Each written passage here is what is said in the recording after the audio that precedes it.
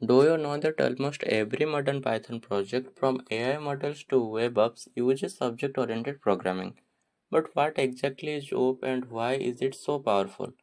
In this video, we will break down OOP in Python with simple examples, classes, objects, inheritance, encapsulation, and polymorphism, and so more. So if you want to level up your Python skills, make sure to watch till the end. What is OOP? OOP stands for Object Oriented Programming. It's a way of writing code that organizes data and functions together into objects.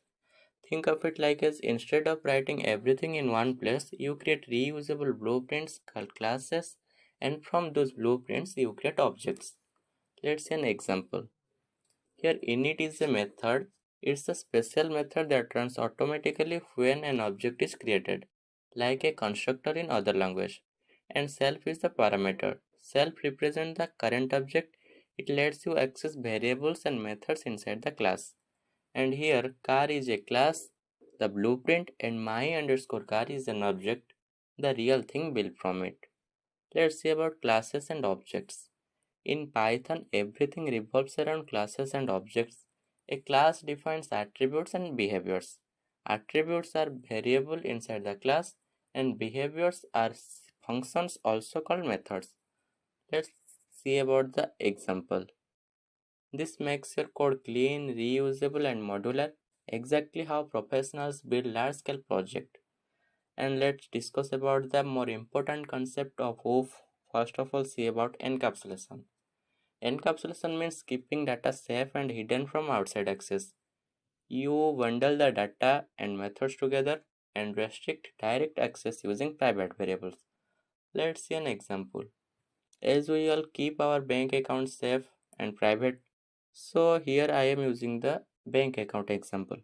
Here class is the bank account and the double underscore hides the variable, so can access it only through class methods, keeping your data secure. And the next concept is inheritance. Inheritance allows a class to inherit properties and methods from another class. It's like children inheriting traits from their parents. It saves time and promotes reusability. Let's see an example. Here animal is the class and dog is the another class. Here dog inherited the speak method from animal. So one class can use another class feature. No need to write everything. And the third concept is about polymorphism.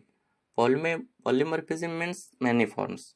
It lets you use a single function name for different types of objects, making your code flexible. Here is the example. Both have a fly method, but each behaves differently. That's polymorphism in action. And the last concept is about abstraction. Abstraction hides complex logic and shows only the essential features to the user. Python provides it using abstract classes from the ABC module. Here is the example from ABC. Import ABC in the abstract method. Shape is the class and circle is the another class which is imported from shape. So this hides unnecessary details, just focus on what's important. Now how it is done internally. So why hope matters? Because it helps you write cleaner modular code, reuse components easily, secure your data, and maintain and scalable big projects effortlessly. In real world Python, from Django, web apps to AI models, OOP is everywhere. And that's object oriented programming in Python, simplified and practical. If this video helped you, smash that like button, share it with your coding buddies, and not forget to subscribe CodeNFacts for more such bite-sized coding lesson. This is all about today's lesson. See you in the next one. Till then, keep coding, keep creating.